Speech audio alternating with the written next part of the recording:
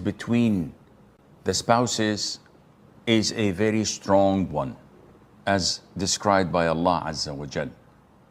And this bond is so strong that it is not to be forgotten.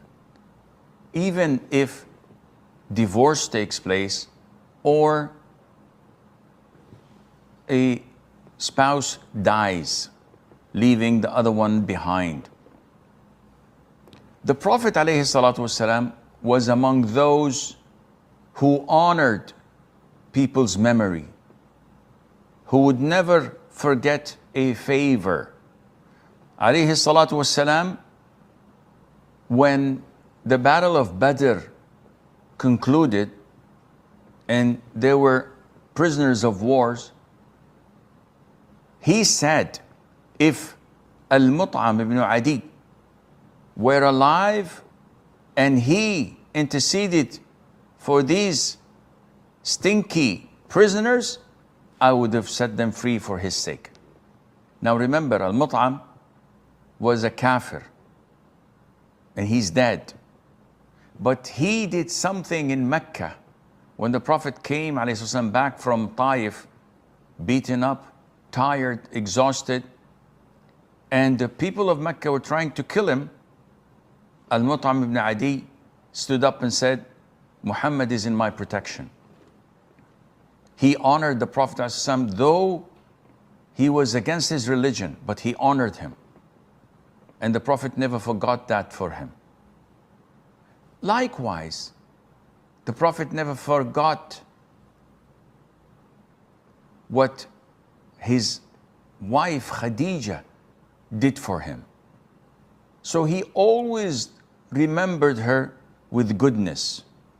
And he always said, Khadija, she was this, she was that, and Allah granted me children from her. Because none of his wives had a child from him, alayhi salatu wassalam. I know some would say, what about Maria, the Coptic? Maria is not a wife, she's a concubine. And this is why we did not mention her last class in the list of wives of the Prophet ﷺ, because she was not his wife, rather she was a concubine, a gift from the ruler of the Coptics in Egypt.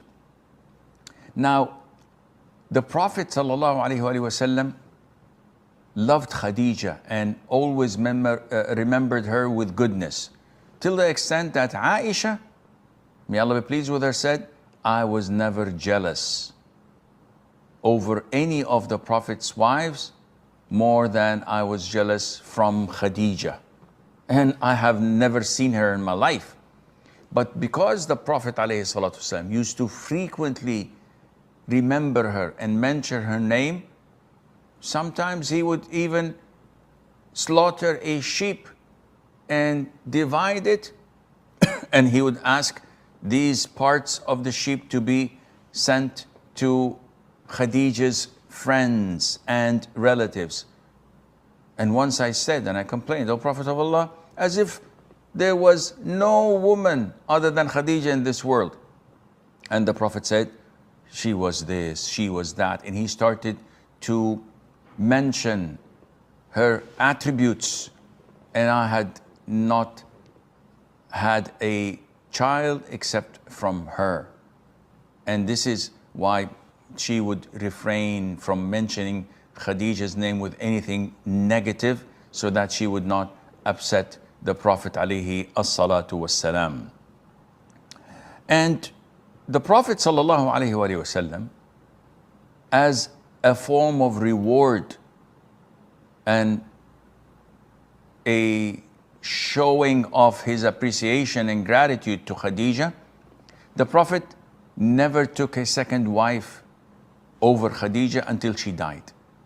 So he remained, sallallahu alaihi wasallam, with Khadija for 25 years and refusing to marry or to take a second wife. And this shows you that the Prophet's marriage of women was not driven by desire or lust, as some of the enemies of Islam may say. He married Khadija, who was older than him when he was 25 years of age. And he stayed with this older woman until he was 50, until she died. And if he had this huge desire and lust for women that was uncontrollable, if he was someone who wanted to fool around with women, sallallahu alaihi wasallam, he would have done that at the prime of his youth.